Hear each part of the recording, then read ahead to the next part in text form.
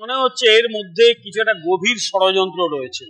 কারণ এই যে লোকটি সোনাম ওয়াংচুক, এখন যা শোনা যাচ্ছে এ অনেকটা ডক্টর জেকুল মিস্টার হাইডের মতো, মুখে এক রূপ আড়ালে আরেক রূপ তৈরি হয়ে যায়। এই সোনম ওয়াংচুক নাকি বিজ্ঞানী, তিনি নাকি ইঞ্জিনিয়ার, তিনি নাকি পরিবেশবিদ, তিনি নাকি বাস্তু সংরক্ষণবিদ, সেই ব্যক্তি হঠাৎই কাণ্ড করলেন কেন? এখন যা বোঝা যাচ্ছে যে যখন লাদাখকে আলাদা করা হলো জম্মু ও কাশ্মীর থেকে, এই ব্যক্তি তো দুহাত করে স্বাগত জানিয়েছিল।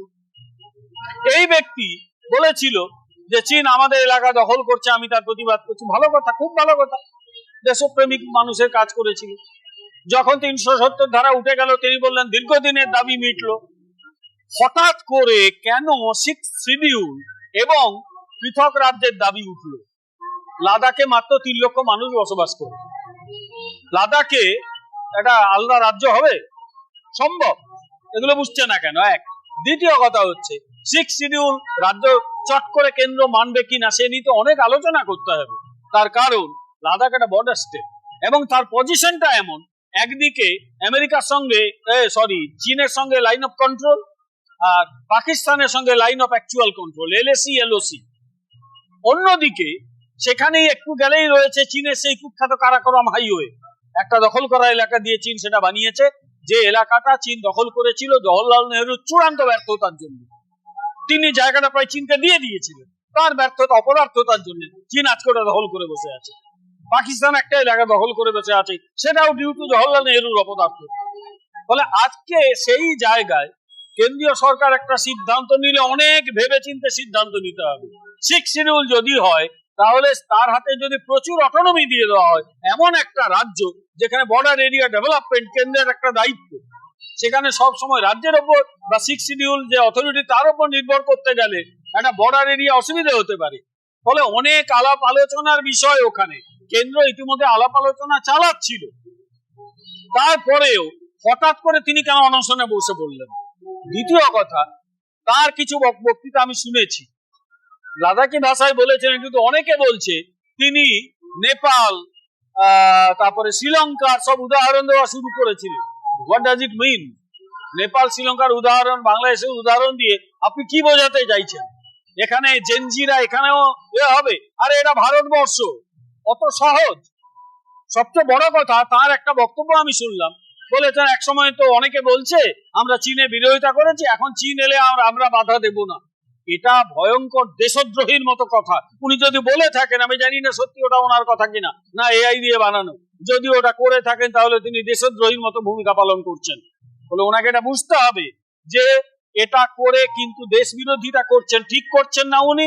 এবং লাস্ট যেটা, হঠাৎ করে উনি অনশন করতে বসে গেলেন 15 জনকে নিয়ে, তারপর কিছু লোক ওখানে আক্রমণ করতে শুরু করলো, বিজেপির অফিস ভাঙচুর হলো, হিল ডেভেলপমেন্ট কাউন্সিলের অফিসে আগুন দিয়ে দেওয়া হলো, সিআরপিদের গাড়িতে আগুন লাগা হলো, উনি ওখান থেকে পালিয়ে গেলেন। এখান থেকেই বোঝা যায় একটা গভীর চক্রান্ত হয়েছিল এবং যে কারণেই ওনাকে গ্রেপ্তার করা হয়েছে। আমি মনে করি ডক্টর জেকিল অ্যান্ড হাইডের সমস্ত পোলগুলো খুলে দেওয়া উচিত। আমি একটা কথা বলি, ওখানে যারা গ্রেপ্তার হয়েছে তাদের মধ্যে নাকি 40 থেকে 60 জন নেপালিকে পাওয়া গেছে।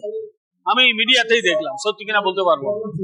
এটা যদি হয়ে থাকে ভয়ঙ্কর, 40 থেকে 60 জন যদি নেপালিকে ওখানে এসে থাকে, মানে আন্তর্জাতিক চক্রান্ত তো রয়েছে, ডিপ স্টেটের চক্রান্ত।